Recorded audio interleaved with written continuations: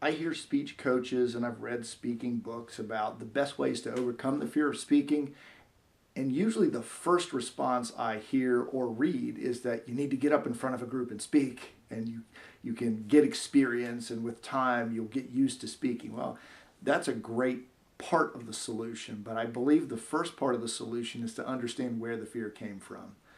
For me, I had an experience when I was 6 years old.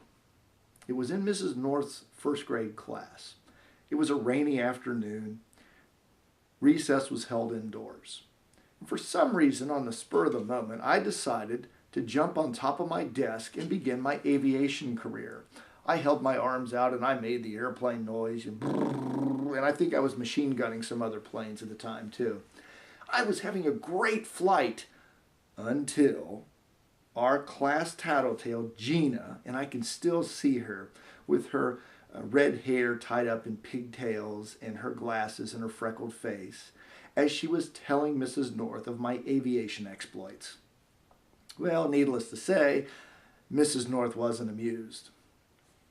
My punishment was to stand on top of my desk during nap time, which was 60 minutes long.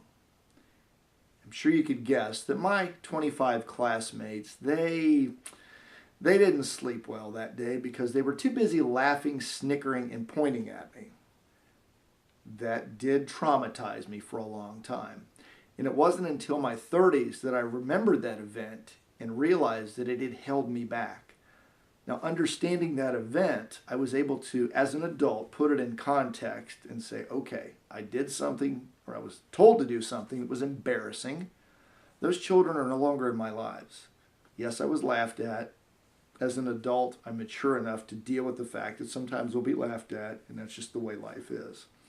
So I was able to put that in context. That enabled me to get past the fear of, oh, I can't stand in front of a group. They might laugh at me. Yeah, they might. But if I have an important enough message to share, I'm going to get past that fear. So that was step one. Step two is the traditional recommendation: get in front of groups and speak. Now, my background's in the financial world before I became a speech coach and keynote speaker. So I had opportunities to get in front of groups. That didn't go so well. What part of it might have been the fear, but more importantly, just I didn't know what to do. So I joined a group called Toastmasters International. This group is designed to help people overcome their fear and develop leadership skills. And the way you do that is stand in front of groups and you get the repetition and the practice. The best part is you get feedback on how you're doing. So it's very constructive evaluations on how you can continue to do what you do well, but also improve on your areas of weakness.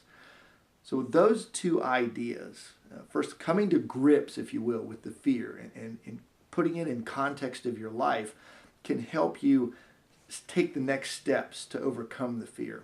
And second is you really do need practice and repetition. It's like any other skill in life. You have to practice it in order to make it better. But try those two exercises and you'll find that your fear of speaking can be diminished immensely.